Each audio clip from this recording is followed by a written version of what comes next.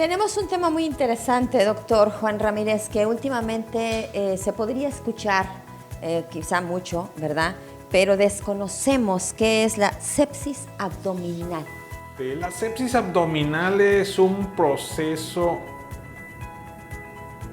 infeccioso severo, grave, localizado precisamente en el abdomen y relacionado a procesos quirúrgicos.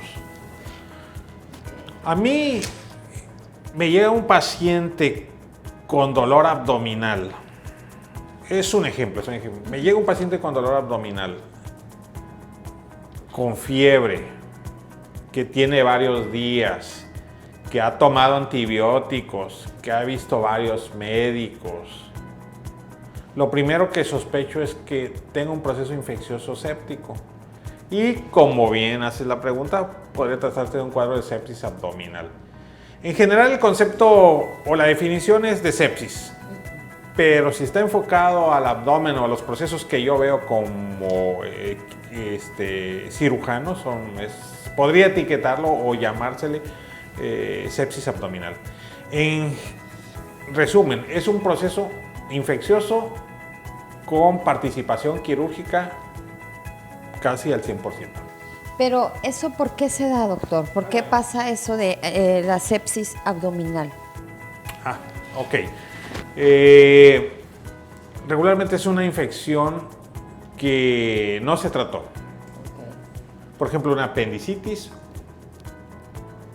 algún problema de vesícula, enfermedades de divertículo, abscesos hepáticos, perforación del estómago, una pancreatitis complicada, una hernia estrangulada que no se trató, cosas que de inicio son un problema quirúrgico pero que no se detectó y que se ha ido complicando.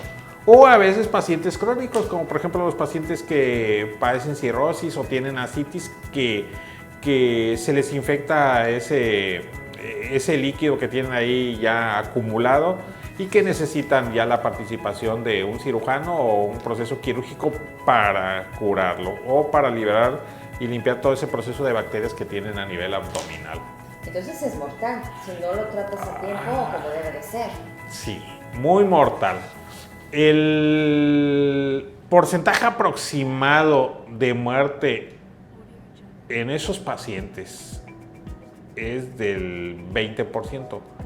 Pero si se trata de una peritonitis fecal, porque antes de hacer sepsis hacen peritonitis, por eso menciono ahorita el concepto de peritonitis. Ya. Pero si tienen, como te digo, una peritonitis fecal, aumenta hasta el 30%, inclusive al 40%, dependiendo de las comorbilidades o las enfermedades que tenga. Porque muchos de los pacientes son diabéticos, son hipertensos, tienen problemas reumatológicos, problemas del corazón. Todo eso va sumando factores de riesgo que tenemos que tratar. No lo dejamos solo, ¿verdad? Tenemos que tratarlo y el manejo se vuelve, como lo hemos dicho en algunas otras enfermedades, multidisciplinario, de varias disciplinas. Sí es un problema complejo y, como tú lo dices, potencialmente mortal, pero tiene tratamiento. Tiene manejo y para eso estamos nosotros aquí. Y siempre y cuando obviamente acudas al médico, ahora sí que con responsabilidad, ¿no? Y sobre todo con especialistas como es usted en este caso, doctor, porque no con cualquiera, porque si no va a salir peor. Eso es cierto. Tienes que acudir o tienen que acudir con médicos certificados, cirujanos especializados en todos esos procesos y pues recibir la mejor atención. Identificarlos, porque a veces opera el cirujano, opera uno, pero no termina todo ahí. El paciente tiene que tener una buena recuperación y un buen seguimiento. Ese seguimiento puede tener varias vertientes, ¿verdad? Como puede ser, como ya lo dijiste, un seguimiento cardiológico, un seguimiento de la hipertensión arterial, un seguimiento del control de la glucosa, un seguimiento del control del proceso infeccioso, que sí, participamos mucho nosotros, pero también tiene que tener la atención de los otros especialistas. Si omitimos eso y somos o queremos hacer todo eso solos, puede conducir a un fracaso. Entonces debemos siempre estar alertas y al pendiente de la atención del paciente en lo que necesite. No hay como la prevención, doctor, definitivamente. En el otro concepto y en el otro punto sí, no hay como la prevención y la atención, si es que ya tiene el problema, pues adelante, con nosotros. Con el doctor Juan Ramírez. Muchísimas gracias, doctor.